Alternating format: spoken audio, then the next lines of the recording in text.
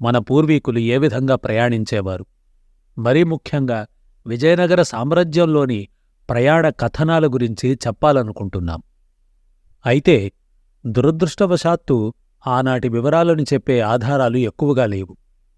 ఆ కాలం నాటి గ్రంథాలు, రచనలు, శాసనాలు మొదలైనవి పరిమితమైన సమాచారాన్ని ఇస్తున్నాయే గాని పూర్తి వివరాలను అందించలేకున్నాయి.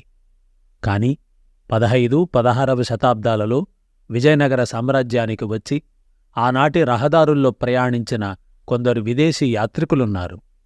వారు తమ అనుభవాలను వివరంగా వ్రాసిపెట్టారు. ఈ లఘుచిత్రం ఒక విదేశీ యాత్రికుడి యొక్క 2 ప్రయాణపు అనుభవాల ఆధారంగా చెయ్యడం జరిగింది. మరెందుకు ఆలస్యం? పదండి, ఆనాటి విజయనగర సామ్రాజ్యంలో ఆ విదేశీ యాత్రికుడితో పాటు కలిసి మనము ప్రయాణిద్దాం.